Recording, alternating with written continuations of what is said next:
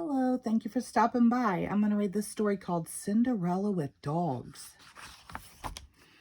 Poor Cinderella, lonely and sad, was sweeping the ashes from the fireplace. Everyone else had gone off to the ball to dance. She had to stay home and work.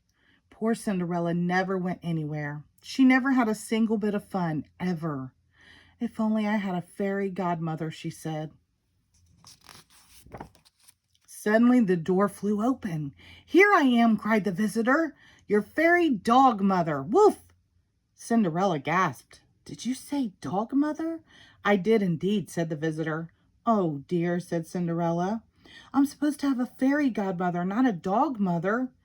The dog hung her head. "You mean you don't want me?" Cinderella knew how it felt to be unwanted. She also happened to be very fond of dogs. "I suppose we could give it a try," she said. "Oh, good," said the dog, "because you need some cheering up. Let's chase squirrels." "Squirrels?" asked Cinderella. But she followed the dog outside. Soon they were chasing squirrels all over the lawn. Cinderella was surprised to find that she did feel more cheerful. It was the first time she'd been outside in weeks. "That was fun," she told the fairy dog mother. "But aren't you going to get me ready for the ball?" The dog got very excited. "Ball? Ball where? Fetch!" "Not that kind of ball," said Cinderella. "It's a fancy kind where you dance. You're supposed to dress me up." "I am?" said the dog. "Well, why didn't you say so?"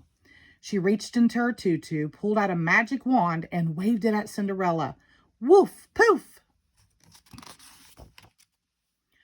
"Holy moly," said Cinderella. "What's this? Looks like an old dog blanket."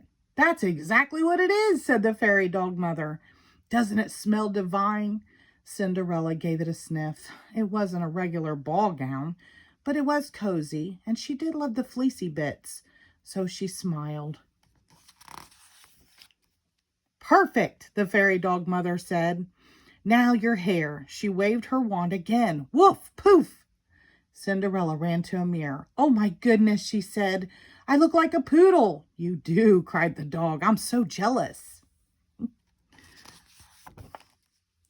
"What about shoes?" asked Cinderella. "Overrated," said the fairy dog mother. "Somebody put booties on me once. They just fell right off." Cinderella shook her head. "I can't go to a ball barefoot." "Very well," said the dog, reaching into her tutu again. "I still have a couple of those booties."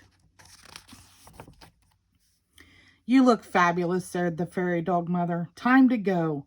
"Go?" Cinderella asked. "Aren't you supposed to make me a fancy carriage with horses and footmen?" "I suppose I could," said the dog, "but it's so much more fun to run. Wouldn't you like a good run and a good old howl on the way?" As it so happened, Cinderella was very fond of running. Chasing the squirrels had reminded her. She had never tried howling before, but there was a full moon that night, and when the fairy dog mother burst into howls, it seemed natural for Cinderella to join in. And that's how Cinderella entered the ball, running and howling with puffy poodle hair and dressed in a wild woolly gown. Everyone froze in shock. The king and the queen, princes and princesses, duchesses, earls, lords, and ladies in waiting. A few people even fainted. But the king and the queen didn't faint, nor did the prince or the princess. That's because the royal family loved dogs. They had dozens of dogs. They couldn't get enough of them. And at that very moment, the royal dogs ran in. Cinderella dropped to the floor and gave each dog a hug. "She's a marvel," said the king. "I adore her," said the queen. "Love the hair," said the princess. "Yowzers," cried the prince. "She's amazing." He asked her to dance. She said yes. Around and around they danced all evening, and the dogs danced too. The prince was enchanted. But when the ball ended, they had to say goodbye, and that's when one of Cinderella's booties fell off. "Look," said the prince as he picked it up. I will keep this precious slipper so that I can find you again. Cinderella laughed. Don't worry, she said. Your dogs will find me anywhere. She was right. The very next day, the dogs tracked her down. And of course, the booty fit her foot. And of course, the prince asked her to marry him. Well, thanks, said Cinderella, but I hardly know you.